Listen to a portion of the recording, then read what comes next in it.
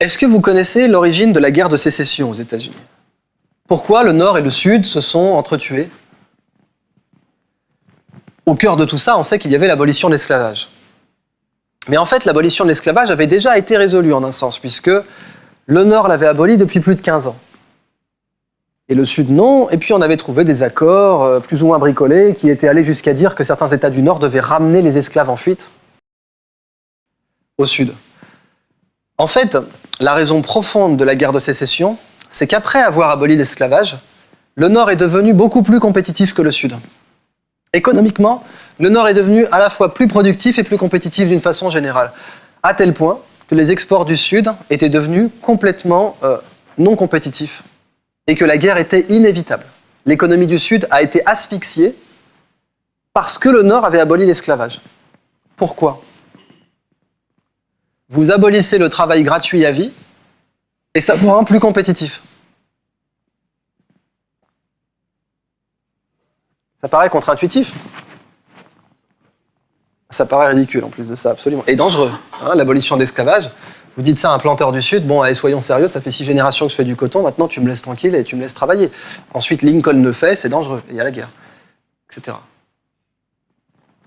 Pourquoi alors ?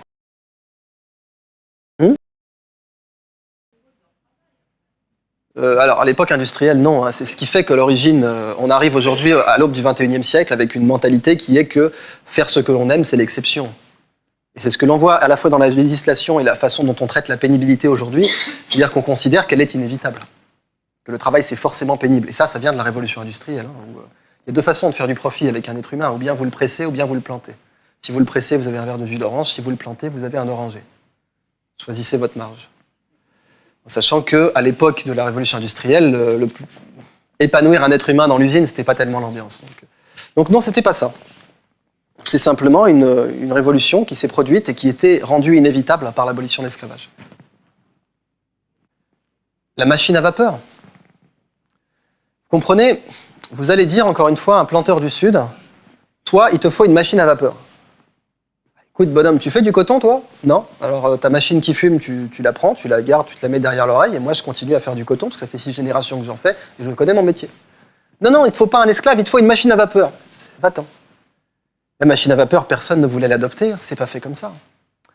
Le Nord non plus, d'ailleurs. Mais une fois que vous abolissez l'esclavage, là, vous n'avez pas le choix. Il faut produire avec des machines. Parce que la main-d'œuvre gratuite, c'est fini. L'abolition de l'esclavage a accéléré l'industrialisation du Nord à une vitesse phénoménale. C'est un phénomène bien connu puisque Henry Ford, 2 générations plus tard, dira « Je ne demande pas à mes clients ce qu'ils veulent, sinon ils me diraient un cheval plus rapide. » Alors que moi, je fais des voitures.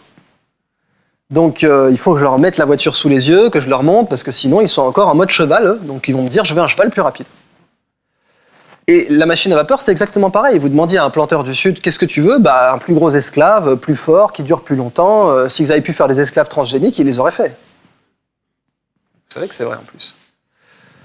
Donc le Nord s'est industrialisé. Et oui, Chevrolet, Cadillac, Ford, ils ne se sont pas installés à Chicago pour le climat. Ils s'y sont installés parce qu'il y avait des machines à vapeur là-bas, que c'était industrialisé. En s'industrialisant, le Nord est devenu bien plus compétitif que le Sud parce que même si vous aviez main-d'œuvre gratuite, c'était pas de taille à lutter contre les machines à vapeur. Du coup, on a un État qui crée une contrainte à abolir l'esclavage et qui en fait est beaucoup plus rentable.